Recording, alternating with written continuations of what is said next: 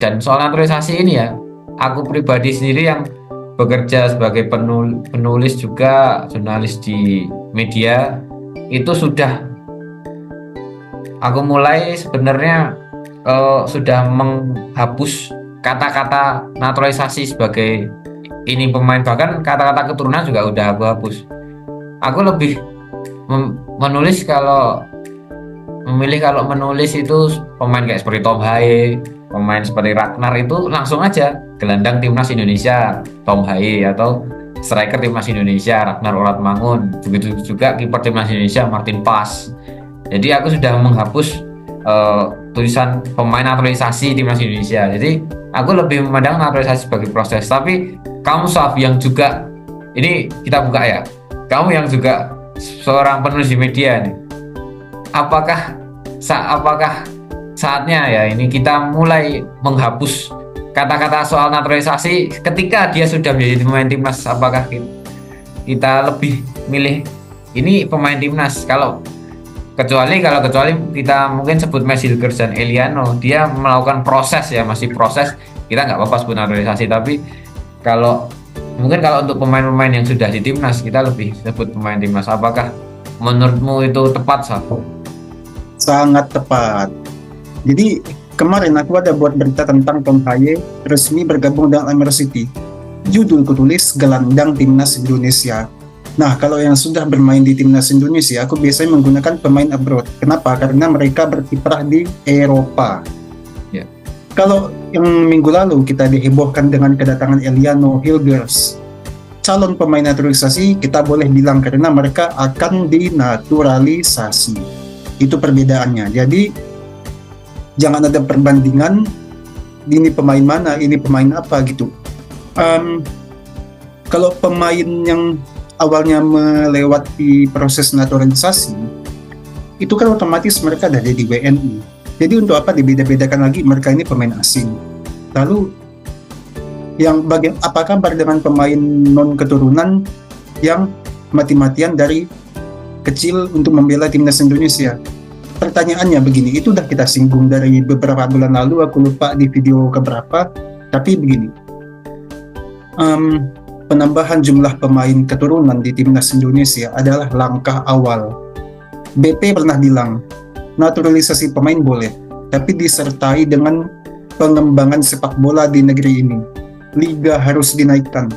Kalau Towel dan kawan-kawan ingin melihat pemain timnas Indonesia seluruhnya diisi oleh pemain-pemain Liga 1, sebenarnya bisa, tapi harus dikembangkan mulai dari sekarang. Nah, pemain naturalisasi stok akan habis di masa depan. Mungkin 50 tahun lagi akan sulit mencari pemain naturalisasi begitu. Jadi, alangkah baiknya Liga harus dikembangkan dan kalau bisa klub-klub Liga Indonesia menjuarai Liga Champions Asia atau apa gitu, itu kan justru lebih bagus. Artinya perkembangan sepak bola Indonesia itu sudah mulai terlihat. Aku juga mau menyinggung sedikit tentang Pak Peter Gonta yang dia ini sebenarnya penggagas Jazz Java Festival. Tapi kenapa ada banyak artis-artis asing yang datang? Nah, kenapa di tengah-tengah kesibukannya seperti itu, dia masih sempat mengkritik tentang banyaknya pemain naturalisasi di Indonesia. Nah, jadi gini, kalau mereka sudah menyandang status WNI, hargailah, artinya mereka menyayangi tanah leluhur mereka. Kakek nenek mereka atau orang tua mereka adalah orang Indonesia. Artinya mereka juga orang Indonesia. Begitu. Jadi, jangan ada perbandingan apapun, jangan ada perdebatan apapun. Naturalisasi hanya langkah awal.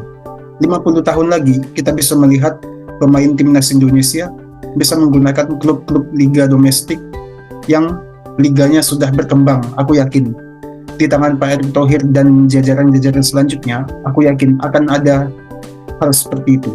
Ya memang ya, kita harus, itu sebenarnya ya kita harus memang mulai ya untuk menghapus soal kata-kata naturalisasi bagi pemain yang sudah melalui proses. Seperti contoh kan ada 9 sekarang. Aku lebih memilih 9 pemain timnas Indonesia abroad. Ya, kamu setuju sama kamu tadi, abroad yang main di Eropa.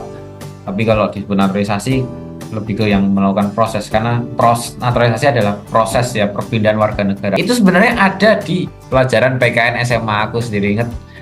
Naturalisasi dibagi dua, istimewa dan naturalisasi biasa, di mana yang biasa harus menetap dulu 5 sampai 10 tahun, barulah barulah dia menjadi warga negara Indonesia, bisa mengajukan, atau istimewa dengan garis keturunan itu tadi kan. Kita kan semua punya garis keturunan ya. Jadi ya harapannya nggak ada lah seperti ini yang cukup membuat ini para fans kan murka juga ya sama beberapa segelintir orang inilah. Tapi menurutku sangat sedikit persentase orang yang kayaknya nggak suka sama prestasi timnas. Pasti lebih banyak. Kalau nggak, GBK nggak akan penuh kemarin ya dengan 70.000 penonton. Jadi kita doakan semoga dengan kemajuan timnas ini bisa terus berlanjut sampai kita bukan hanya mungkin kalau bisa lolos, untuk harapannya lolos ke Piala Dunia 2026, dan kalaupun sudah lolos pasti harapan kita akan seperti Jepang, kita akan seperti Iran, Australia dan lain-lain untuk menjadi lolos terus lah, konsisten lolos di tiap edisi Piala Dunia, dan kita berprestasi di Asia dulu. Oke, tahap-tahapan itu harus dilalui sampai mungkin nanti sepak bola Asia bisa berbicara banyak di level internasional. Oke, silahkan kau kritik presiden, kita nggak akan marah. Silahkan kau kritik capres atau presiden terpilih, silahkan, kita nggak akan marah. Tapi kalau kau kritik timnas Indonesia di tengah timnas Indonesia yang sedang berprestasi ini, kami akan lawan. Oke, sama saya semuanya bertiga, Kiat Bola. Jangan lupa like, comment, share, subscribe. Salam sepak bola. Ciao. Pak Peter Gonta, lihat timnas Indonesia di Piala Dunia nanti. Baru datang ini.